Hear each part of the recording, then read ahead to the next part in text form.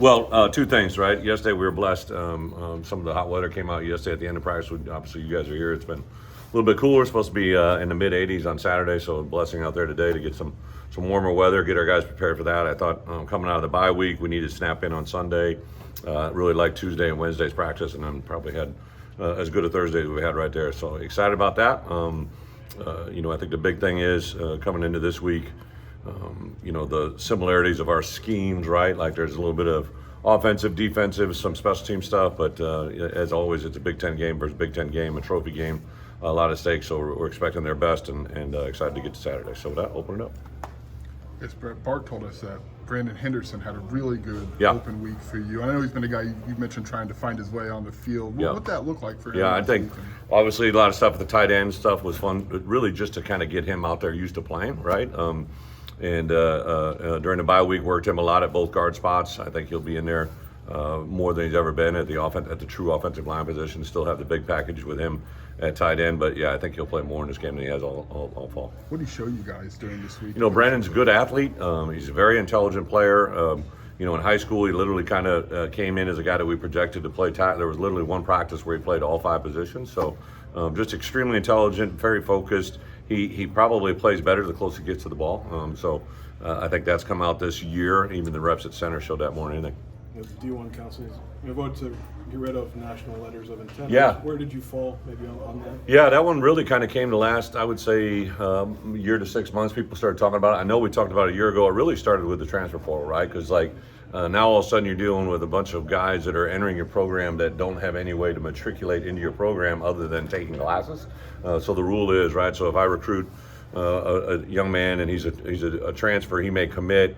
He may even say he's going there. We've had situations where we've had guys deposit on their apartments on campus and go to another school because there's nothing that's tying them here until they take the only legal binding agreement was when they take a class, they initiate a class.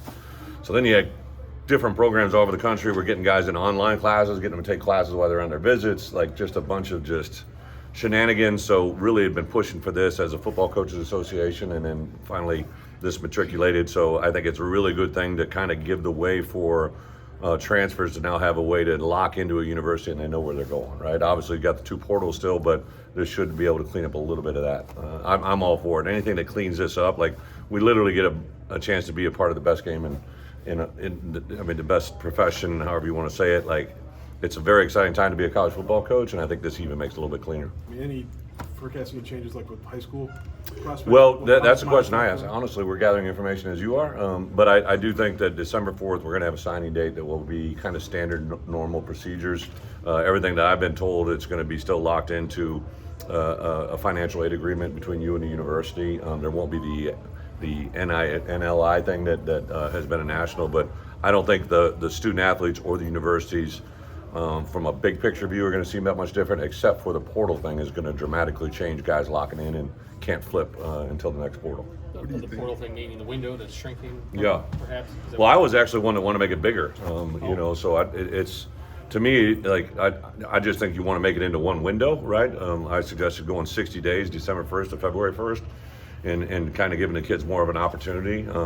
I know we talked about having one, and I understand the second one this year, especially because roster size are going to have to go for us. Like we're going from 120 to 105, right? So there's going to be some natural movement on your rosters, which I get the second portal. So anything to benefit student athletes, I think we have to be smart about protecting themselves from themselves, right? Like I really do believe, everybody talks 30 for 30s, right? I believe at some point in the future, they're going to talk about a 30 for 30 of what we did to graduation rates, just because I think these kids that are transferring multiple times, they're losing sight of their graduation date, which is, I think, our responsibility to protect themselves. So that's the only thing that I get concerned about. But anything that allows kids to maximize their results, I think is a positive thing. What do you think of that second portal window still being a thing? Yeah, I think it's a necessity for this year. I do think that it'll gravitate to maybe eventually go into one, but I think that one has to be bigger. So everybody's trying to me, the thing that we're missing is, like for us, we always start classes the Tuesday after Martin Luther King Day. So we're a little bit later, some are a little bit earlier. Like if you play a game on January 1st and you're supposed to decide by January 5th, like what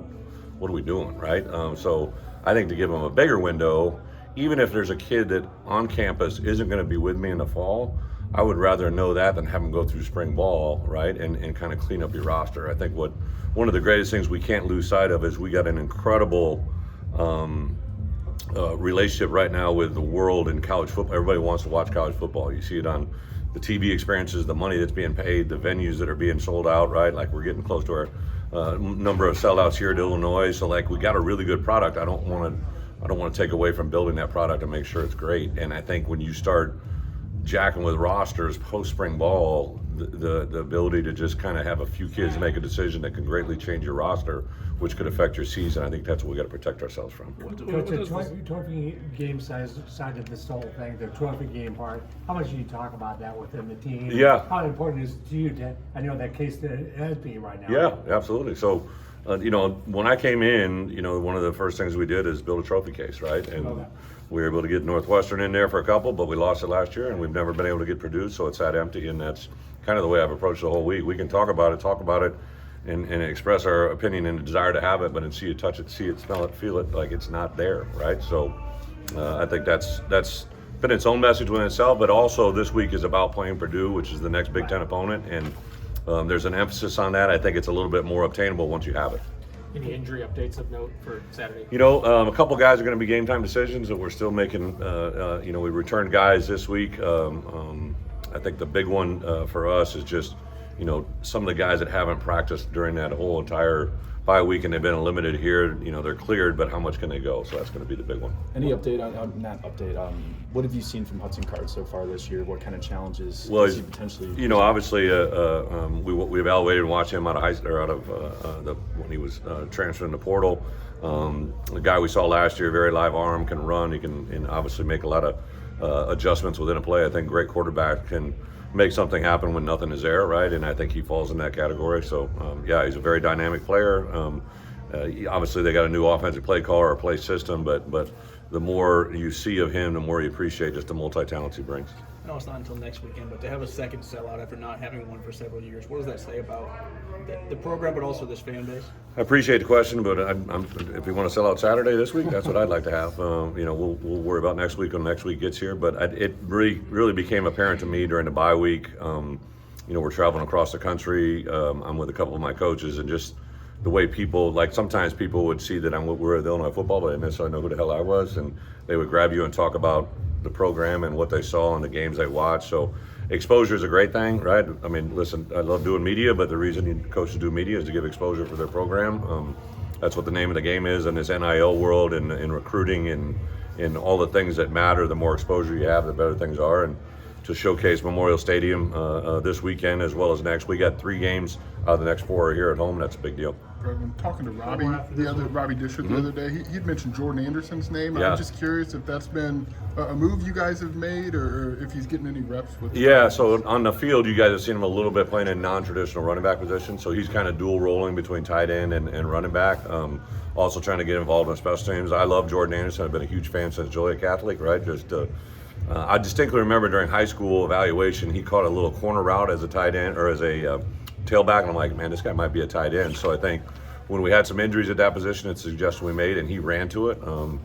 He and I had a meeting and did it. Now he has kind of dual rolled, right? Because Aiden was a little bit banged up, Caden was a little banged up, Josh was a little banged up. So we haven't been able to fully switch it, and it's a true credit to him. He's an incredible student of the game. He's got great awareness. I'm really excited just to get him on the field and see what he can do. I guess with your help relative at running back and then Khalil showing he can play, does that kind of help make that transition? Yeah, what I think we have unique to the running back room is every one of those guys is a good skill set for that position, but they're all uniquely different. Like I've said it now a couple times, I think when you have a running back room that has multi-talents, but the more multi-talents they have that are different from one another, Caden and Josh are very similar in what they bring. Aiden's a little maybe combo platter, but Khalil is probably a traditional skill set that none of those other guys, really possess. So I think to have the volume of skills in that position is really important.